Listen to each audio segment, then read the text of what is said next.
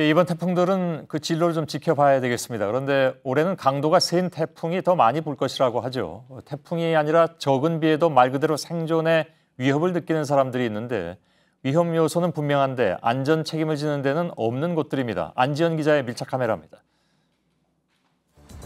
서울 노원구의 한 주택가.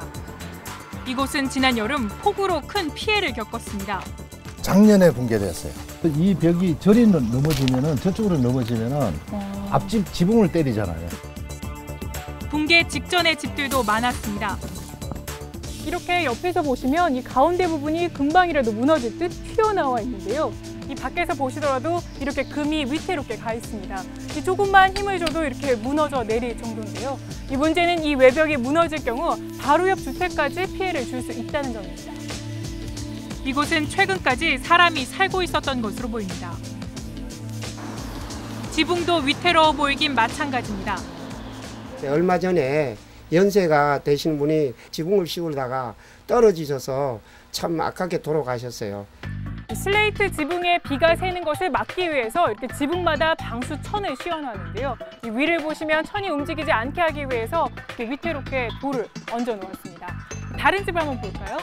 이 집의 경우에는 타이어를 얹어 놓았습니다. 사람들은 불안할 수밖에 없습니다. 마을 전체가 항상 불안하지. 아침에 일어났을 때 어떤 집 무슨 일이 있나 우린 동네 한 바퀴 돌아요. 태풍을 앞두고 낙석을 우려하는 곳도 있습니다. 인천 부평의 산을 깎아 만든 절개지입니다. 각도가 거의 90도에 가까워서 태풍이 불어올 경우 낙석의 우려도 있어 보이는데요. 실제로 이곳이 붕괴 위험 지역임을 알리는 경고문도 붙어 있습니다. 하지만 경고문 아래에 있는 안전펜스의 경우에 그다지 안전해 보이진 않은데요. 여기 봐보시면 일부 구간의 경우 이렇게 망가져 있기도 합니다.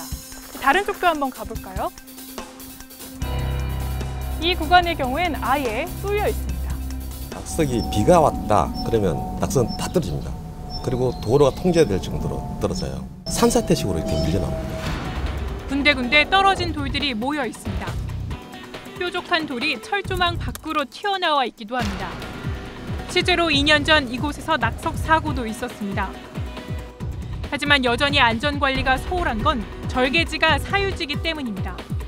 사유다 보니까 이제 민간 자체적으로 이제 보수를 하셔야 되는데 보수 안 하고 하다 보니까 일부 위험된 부분에 대해서는 구에서 설정을 했어요. 심한 부분만. 이처럼 소유 주체와 예상 피해 대상이 달라 방치된 곳은 많습니다. 이곳은 주택과 학교 경계의 벽이 문제입니다. 도면상으로는 학교로 되어 있지만 실질적으로 사용하는 건 이 뒷주민들이거든요. 각자 주인들이 많아가지고 협의가 잘 안 됩니다. 벽은 이미 기울어질 대로 기울어졌습니다. 한 10도 기울었어요, 10도.